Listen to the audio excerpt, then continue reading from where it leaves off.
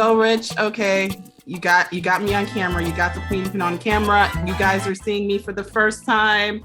Good. Yeah, you got the announcement. The queen is here. So hello, everyone. We're starting in phases. She may be a little blurry. She's going to get a better lighting kit next. Yes. Yeah, but at least we get to see you. I know. Everybody's been wondering like what. And the funny thing is people have come to events because I've invited them to events and passed me and had no idea that they passed me. Right. And people are like, yeah, well, I've been hearing about this queen pin. And I'm like, standing right there, not saying anything. So it's hilarious. Yeah. This should be good though. So yeah. Except for the time that I got recognized at a CVS, finding out that the staff listened to my podcast. And I was like, how do you know it's me? And we're like, we all know it's you. Right. So. Yeah, like I said to you before, a lot of people, I think, originally like to listen to podcasts because they could be doing other things, right? It could be in a car or working out or when they're going to bed. So guys, whatever. If you're watching this is going to be both audio and video. If you're listening, you can find us on YouTube. But yes, and this is something collaborative that both Rich and I came up with. He actually allowed me to take the reins, and for those that don't know, he doesn't know he's in for a bumpy ride because I am the queen of pork. I like it. Yeah, so we just decided because you are dealing with confidence and I get all these questions about relationships and people started asking me and I'm like, wait a minute, how in the world does couponing have to deal with relationships? But I got more questions about relationships at one point than I did about couponing and budgeting. I believe it. So let's get into this. Like one of the things that I did come across, and guys, don't be afraid to write in your questions, call us, email us, text us, voice message us, because you have the questions. And sometimes, and I've been in that predicament too, where your significant other is going to get, a little emotional and you don't want to ask the question. So you'd rather get a question from someone else. And that's what we're here for. We don't want that whole, we're here to build you up and help you out. That's really what it is. But we want to keep it fun and light. So yeah. Sure. But one of the things that came up was, and I was just talking to you about this, was the lady was in a discount store and this gentleman comes up to her and he says, hey, I'd like to talk to you. I'd like to help you out. And she's just like, you're broke. I'm not dealing with you. But they're in the same discount store. Like she doesn't even recognize it, but she's calling him broke. Yeah. And then he finally gets this hey, wait a minute. You're here too. You're shopping too. You have a shopping cart. Like, what are you doing? Right. So how do we handle this? Because it's just wrong. And I tell women this all the time, your approach should not be, hey, it's perfect for me, but for a guy, he has to be shopping at Williams-Sonoma or he has to be shopping at Ralph Lauren or, something like that in order for him to be able to approach me. If you are shopping at Dollar Tree, you should not be expecting a guy to be shopping at Lord & Taylor. Yeah. But one of the things is, what do you bring to the table? Right. And this has been this ongoing talk. What do you thinking? What do they have to offer? They're thinking what the other person has to offer them. Right. And I'm just one of those people of, if you and I go out to dinner, and to me, it's a matter of who invites who. If I invite you out to dinner, I'm not expecting you to pay. Unless you're saying, hey, we've both got clients, we've both got this, we've both got that, and we're splitting the bill. Yeah, and also, is it a friendship or is this right? Right. But the thing is, to me, even in a dating situation, to me, it's who invited out who. If I invite you out to dinner, I expect to pay. Okay. And that's just my thought on it. Sure. I get it. That's a great way to approach it. I don't think most women approach it that way. No. Let's call it for what it is. No. Well, a lot of women, and we discussed this, I think, before, are used to being pursued. They also don't know what it is to be a man, to constantly be rejected a lot of times, right? Yeah. Especially if they're not as beautiful as a woman. There's a lot of handsome dudes out there too. I'm not going to say that are in great shape. But back to, if you're both in Dollar Tree, I'm going to tell people out there, what you're underestimating is a lot of men and women shop at Dollar Tree that may be low level, mid, or high. Because a lot of people, especially if they have a business, may be shopping at a place like that. So you think this dude's some nobody, hypothetically, and he's just there to pick up some cups one day, or pick up some whatever for a party, hypothetically, or his kids like that place, or it's like Five Below or something. Right. You don't realize what type of person he truly is, or what type of money. Because a lot of guys that are cheap, or, are frugal, not necessarily even cheap, they have the money. So they're looking at him. He doesn't have the money, but they think they're going to go to Gucci and meet a dude there. You don't realize a lot of those guys are in debt a tremendous amount of money, only value maybe their image.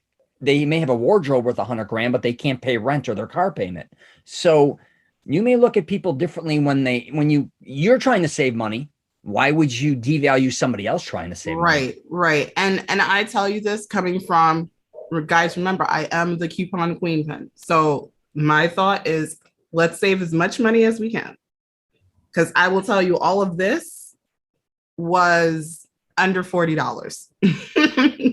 So, let's do bougie on a budget. Let's not, and if a guy is doing bougie on a budget, he's balling on a budget, let's do it. I'm the type of person, and you and I have talked about this as well. In other words, especially when you're first getting to know someone and you are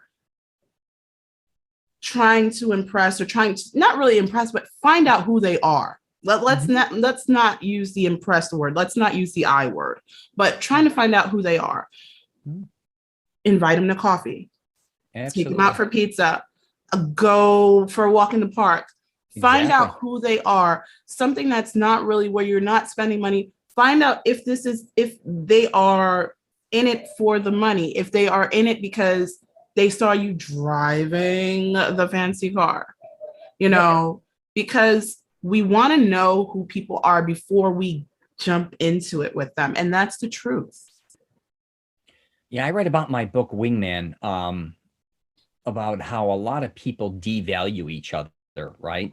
When meeting them. Yeah. So like in my book, Wingman, I talk about, if you meet somebody, or you even end up dating somebody, just because they're in a better financial position than you doesn't mean in the future they're going to be in a better situation for the rest of your life. Just because you have more possessions at one time and they don't have many possessions doesn't mean on the flip it's going to go the other way. Same with beauty, right? You may be a lot more beautiful or handsome than the other person, but that doesn't mean in the future it's going to be that way. So all that, though, in my opinion, all we're doing is devaluing one another, because the truth is, when you meet me, for instance, me and you, we're friends. You don't know my credit score. You really don't know what type of car I drive. You don't know where I live. Right. Well, I'm just saying all these things.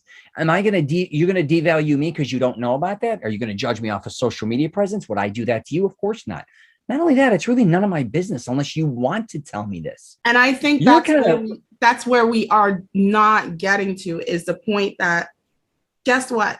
It's not any of your business. I don't pay your bills. You don't pay mine. So it's not, but I think this is one of the things that social media has moved, is this hierarchy of, oh my gosh, they're spending money. You've got to spend.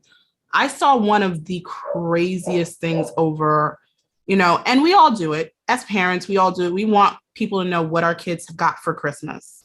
Sure. But I saw this person on my Facebook timeline, and she is taking pictures of her tree. Like, she's taking a video of her tree. Mm-hmm. And each level of the tree has money pinned to it. Okay.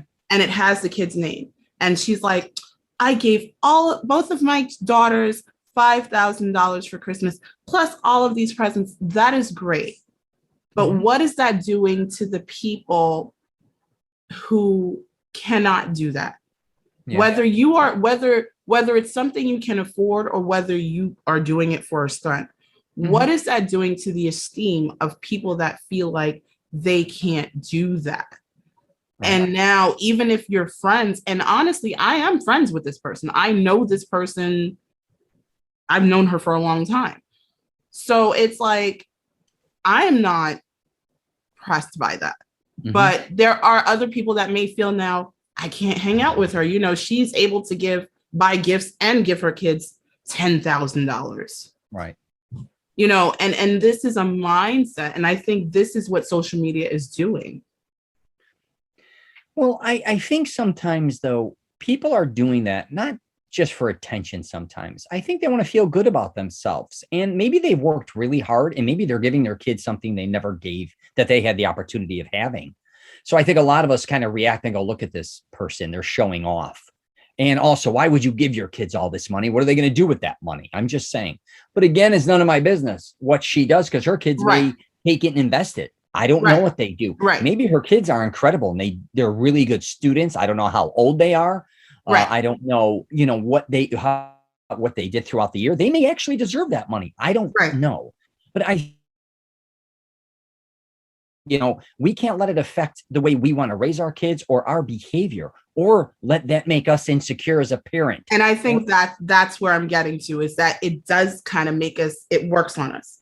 It works on us on a level of, hey, if you allow it to. Exactly. If you allow it to. Yeah, it's like if I'm on TikTok and I see this guy showing all these different sports cars, I'm like, you know what? I wouldn't mind having that car. It's $400,000, or that car for $500,000. Am I going to feel degraded or make myself feel horrible because I'm not affording that car? But I've had very expensive cars. And I know a lot of times the money you lose by purchasing those cars. I know the maintenance problem when dealing with that car. I know the stress of having a very high-end car, taking it out, somebody, damaging it, or if there's an accident, or borrowing your car, or even parking it, all that stress. So again, a lot of people too, they don't know what the flip side of it is. But you say, I used to work at Neiman Marcus and I used to call for wealthy people, it's Walmart. And you'd have people come in that just, to them, it's like shopping at Target or Walmart. It's no big deal. And that doesn't mean that they're bad people. That just means they can afford these things they can go spend 10, 20 grand. You can't be mad at them for that, or look at them and go, look at them. Why? Look at, they're getting Versace. They're getting Gucci. Look at, they're showing off the way they dress. That's kind of an insecurity on the person saying that about that person. Because a lot of people, if they had more wealth, I can assure you they would be buying these luxury items. They would be probably showing them off as well. Exactly. And I think that's where we need to get to. But this is like the kind of thing that we're going to go through. In other words, we are here because you are the image consultant. And the funny thing is, okay, I spoke to some of my podcaster friends who listened to the episode when I had you on CQP Moments. Okay. We're like, he can't be over 50. And I was like, yeah, he is. You got to look at me. Believe me. I'm going on 53. I look like a punching bag sometimes. Oh, please. Rich, you look amazing. You look amazing. Okay, but I do have to ask this question, and this is personal for me because I hear this all the time. What is with guys and this whole, like, they get over 40 and it's like, I'm old. Yeah. What is that? Well, I'll tell you, I think we discussed a little bit this before. Yeah, they feel old because a lot of them don't take care of themselves. And a lot of them didn't not only take care of themselves as far as working out or maybe, that, but also not getting enough sleep, not getting the right amount of nutrition, the lifestyle they led. And also a lot of guys, I'm just going to say, if you're a military guy, or let's take you do physical labor. Yeah, these guys are beat up. I have a lot of family members that are 40 that look 60. I did physical labor for a long time as far as picking up equipment. We did the vending business. I was in and out of a lot of bars. I'm just saying, around a lot of smoke, alcohol, and drugs. But it wasn't physical labor like I'm painting, or I'm out doing construction legit, or even having the stress of being a fireman or a policeman. Not only is that hard work, but the stress involved with my job. So, I also think those guys that feel old over 40, they can feel much better and have a lot more energy. They have to, though, change up their lifestyle, which a lot of them aren't willing to do, because a lot of them work their ass off. Then afterwards, they sit in a bar. And I get it. A lot of them don't have, they don't have the energy to go work out. I get it. Right. But they also can be, again, eating better foods, right. maybe going to bed, maybe getting more sleep, taking a nap, all these different types of things. And that goes for women as well. Let's face it. If you have 3-4 kids and you're 40 now, you're going to feel beat up. If you had no kids and you're 40, I would think most likely, unless you did drugs and alcohol or beat yourself up, a woman that's got 3-4 kids compared to a woman that doesn't, we're going to feel entirely different. Right. So, but it's like I said, to make these changes, you have to want to change yourself. And again, a lot of men carry a lot of weight, especially over 40. I don't know if you've heard this stat, but I think over 45 to 70, most men gain a pound a year. So if you look at them, the belly. So a lot of 60, 70-year-olds, as you see, they're way overweight. It's all mainly in the belly. Right. I have seen that. I have seen that. So if you lose some of that weight, the thing is with a lot of guys is at the beginning in their 20s, they may be, especially after they get married, they're 10 pounds overweight, right? Then they're 15 pounds overweight. By the time they hit 40, they think they're in okay shape. But the truth is they're probably 30 pounds overweight. But we just kind of become acceptable to be that heavy. I saw a photo not long ago of a company that was in the 70s and 80s. And then they showed them, and maybe even and then they showed the company like now in the last decade previously, and how everybody in the 70s, they were thin. They all were fit. And now, I'd hate to say it, a lot of them, a majority of them were obese, the men and the women. Right? So if you go back to pictures of our past and now, look at the sizes. I mean, men and women, again, they just keep getting bigger. And I think it's not about fat shaming or, all that stuff. I think people sometimes really have to address themselves, not always each other, to say, I'm overweight, man. I just, like a lot of people stand and they take photos, suck their stomach in. They don't even realize when they sit down, the belly that's sticking up or the rolls. So all that I think just becomes very daunting. And it's not about just when you're 40. If you feel like shit at 40, what are you going to feel like at 70? What are you going to feel like 75? Maybe even 60. So those are things you got to think about. Definitely. And I think that's the one thing is being open and willing to change. Yeah. Being open and willing to change. And what I mean by that is, just really, how can I put it? Just really saying, okay, you know what? I'm not happy. Mm-hmm. And how can I, because you know what? I'll be real with you.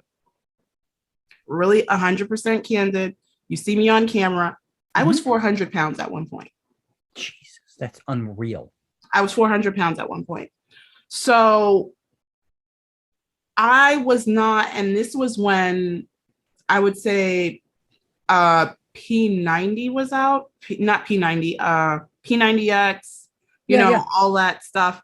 Sure. I was not looking to jump up and down. And I honestly, I was one of those people, burpees were the devil. Yes. Okay. Sure. So I was not looking to do all of that. But I said, how could I change? How could I do something if I want to get there? And one of the things was, we always think, oh, I need to lose this amount of weight. No. Yep. One of the things that I learned that honestly couponing taught me was take 2%. You don't need to work on 50%. You don't need to work on all of that. 2%. Yep. And it's just a 2% change. Yes. I started changing how I was eating. Mm-hmm. And it wasn't a large thing. It was not like you had to go on an unrealistic diet and do an insane workout either. Right. Because that's one of the things. Everybody's like, oh my gosh, all I can do is eat salad. And I have to work out 8 hours a day. First of all, there are 24 hours in a day. And if you're working a full-time job or you've got other things to do, the kids come, everything, you don't have 8 hours to work out for the day. Seriously. It's not good physically anyways to even work out for more than a few hours, unless maybe you're a professional athlete, you know what you're doing. Right. So it's different. it just like, you know, you have to think, I don't have this insane amount of time. I don't want to reach, because I'm the type of person, the more you tell me I can't have it or I can't do it, I'm going to want to.